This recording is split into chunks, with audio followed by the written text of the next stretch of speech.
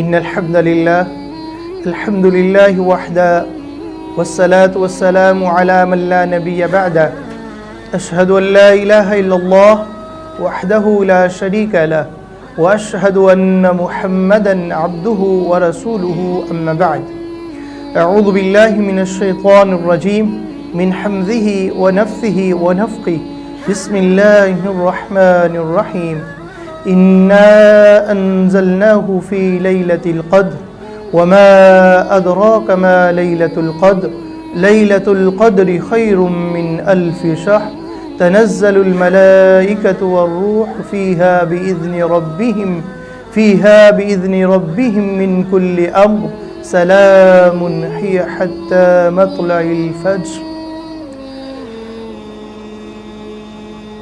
ہم نے اس قرآن حکیم کو لیلۃ القدر میں نازل کیا۔ لیلۃ القدر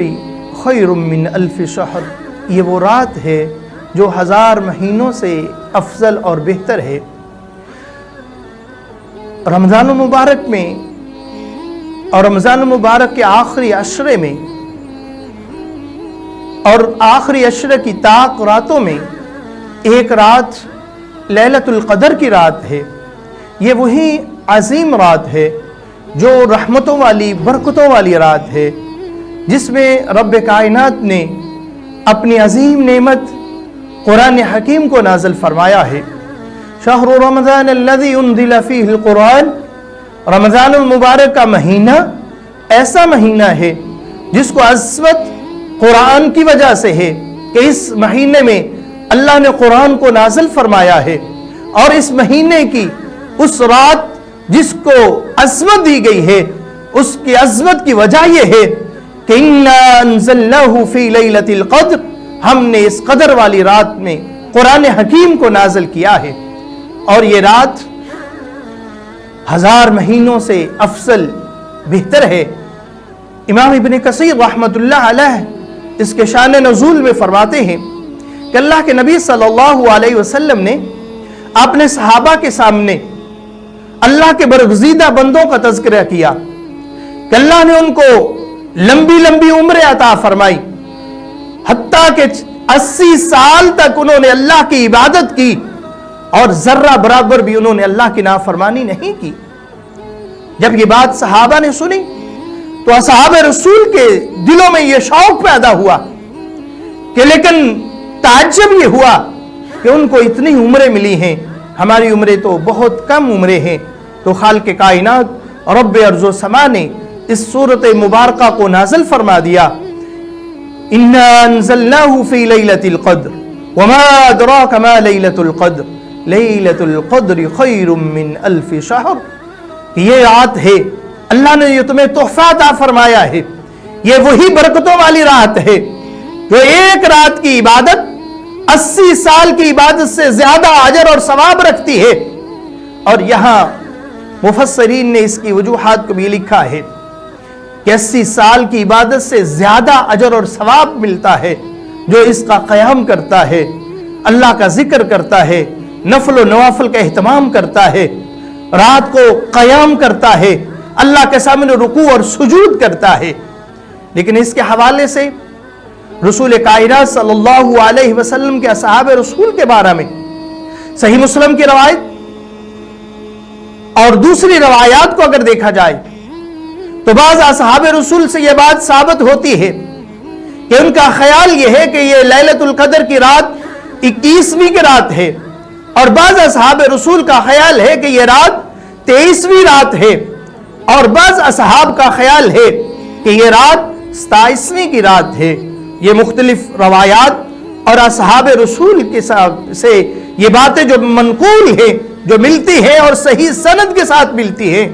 لیکن یہ کون سی رات ہے حتمی طور پر اس کے بارے میں کوئی بھی فیصلہ نہیں کر سکتا، اس لیے کہ رسول کائنات صلی اللہ علیہ وسلم کا فرمان ہے، انہوں نے نبوت والی زبان سے یہ ارشاد فرمایا ہے۔ حضرت عائشہ رضی اللہ تعالی عنہ بیان فرماتی ہیں ان رسول اللہ صلی اللہ علیہ وسلم قال تحروا لیلۃ القدر فی العشر الاواخر فی الوتر من العشر الاواخر من رمضان صحیح بخاری کی یہ روایت ہے، حضرت عائشہ رضی اللہ تعالی عنہا بیان فرماتی ہیں کہ اللہ کے نبی صلی اللہ علیہ وسلم نے فرمایا تحروا لیلۃ القدر فی الوتر، کہ رسول کائنات صلی اللہ علیہ وسلم فرماتے ہیں تم لیلۃ القدر کو تلاش کرو، رمضان مبارک کے آخری عشرے اور آخری عشرے کی طاق راتوں میں ان کو تلاش کرو۔ یہ رات لیلۃ القدر کی رات طاق راتوں میں سے کسی ایک رات میں اس کا نزول ہوتا ہے، یہ طاق واقع ہوتی ہے، اس لیے کہ وہ رات 21ویں رات اور 23ویں رات،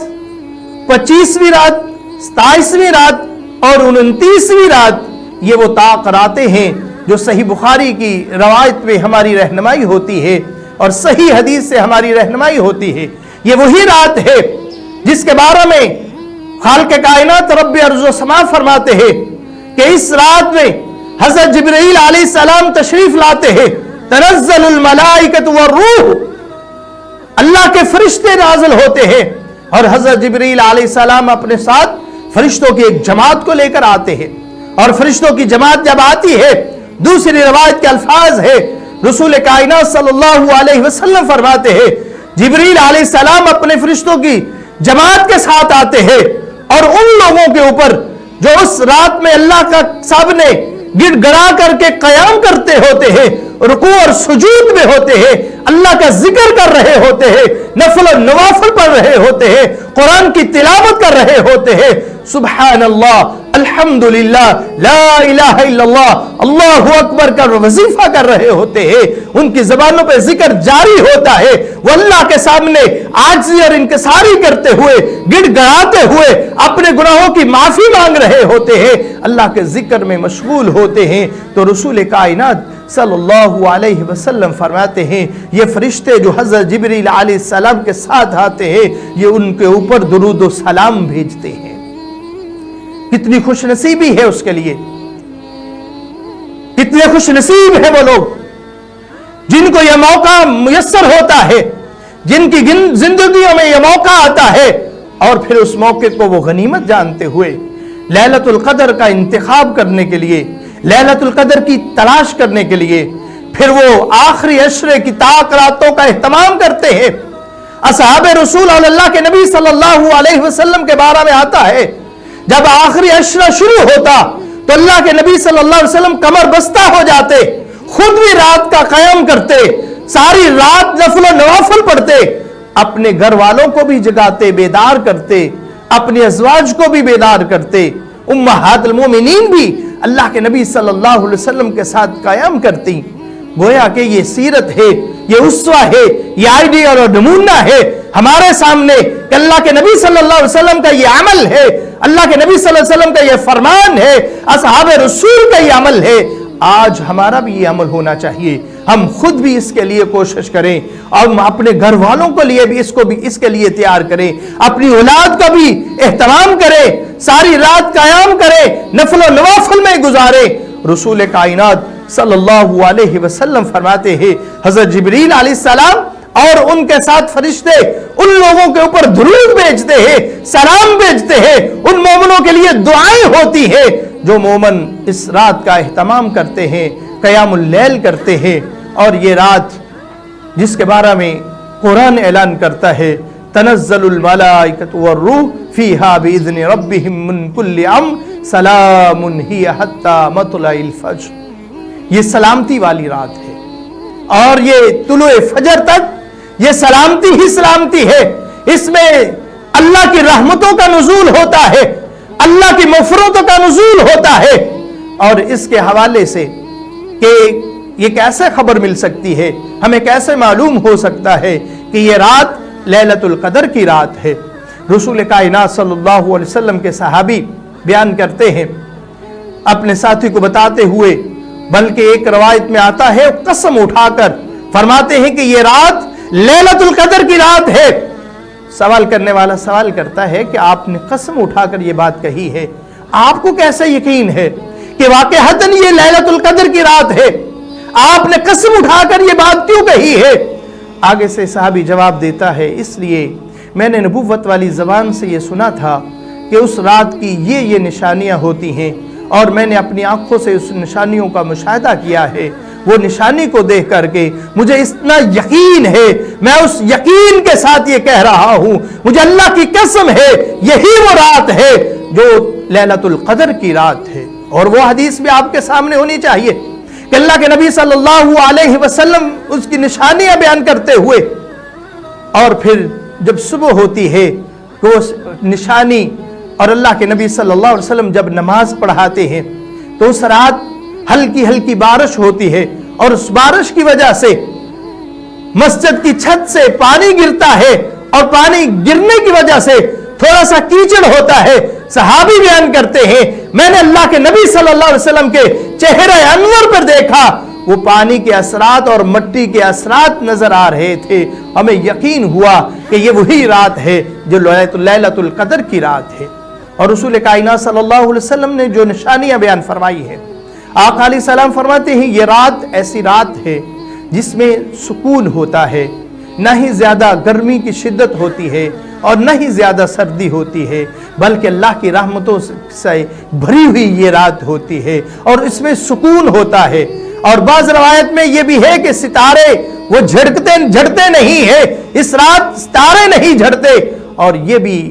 احادیث میں آتا ہے، اللہ کے نبی صلی اللہ علیہ وسلم اس کی نشانی بتاتے ہوئے کہ جب صبح ہوتی ہے یہ رات کا اگلے دن کا سورج طلوع ہوتا ہے، لیکن سورج طلوع ہوتا ہے وہ اپنی شعاعیں لے کے تو آتا ہے، لیکن ان شعاعوں میں شدت نہیں ہوتی بلکہ وہ نرم شعاعوں کے ساتھ طلوع ہوتا ہے۔ گویا کہ یہ وہ رات کی علامات ہیں، ان میں اللہ کی طرف سے سکون ہوتا ہے، اطمینان ہوتا ہے۔ اگر ہمیں ایسی نشانیاں مل جائیں تو ہم کہہ سکتے ہیں کہ یہی وہ رات ہے جو لیلۃ القدر کی رات ہے۔ یہ ہم جو تصور کر لیتے ہیں کہ ہر سال یہ رات 27ویں کی رات ہے، یہ اس حدیث کی مخالفت میں ہوتی ہے کہ جس حدیث میں اللہ کے نبی صلی اللہ علیہ وسلم نے فرمایا کہ مجھے رات بتائی گئی تھی لیکن وہ رات مجھے بھلا دی گئی۔ اور اس کے مقصود کیا تھا، اس میں حکمت کیا تھی؟ بہت ساری حکمتیں ہیں جو اللہ کی طرف سے ہے، اور اللہ ہی بہتر جانتا ہے کہ اللہ کے نبی صلی اللہ علیہ وسلم کو بتا کر کے کہ وہ لیلۃ القدر کی رات کون سی رات ہے، پھر اس کو رات کو بھلا دینا، اس میں کیا حکمتیں ہیں جو ہمیں سمجھاتی ہیں۔ ایک حکمت تو بہت بڑی یہ ہے، ایک رات کی عبادت نہیں بلکہ ان 5 راتوں کی عبادت کو اپنائیے جو طاق راتیں ہیں کہ زیادہ سے زیادہ اللہ کی عبادت کی جائے، زیادہ سے زیادہ اللہ کے سامنے خشوع خضوع کو اختیار کیا جائے، زیادہ سے زیادہ اللہ سے اپنے گناہوں کی معافی مانگی جائے اس لیے کہ یہ انسان گنہگار ہے، سیاہکار ہے، اللہ نے اس کو چانس دیا ہے، اللہ نے اس کو موقع دیا ہے، پھر اللہ نے اس کو زندگی میں ایک دوبارہ چانس دیا ہے، نہ جانے اس کے بعد ہماری زندگی میں دوبارہ یہ موقع ملے یا نہ ملے۔ آئیے ابھی ایام باقی ہیں، ابھی وہ تاکراتیں ہماری زندگی میں باقی ہیں، اللہ ہمیں موقع عطا فرمائے، ہم اس کو غنیمت جانیے اور اللہ کے سامنے عاجزی اور انکساری کے ساتھ اللہ کے حضور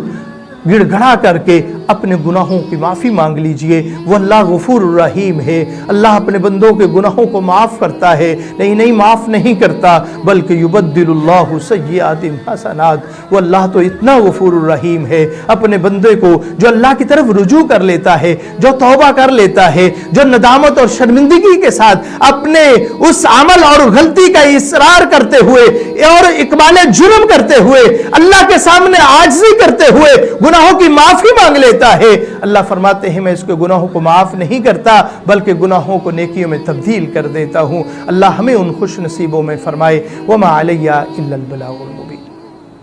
زکی برادرز کی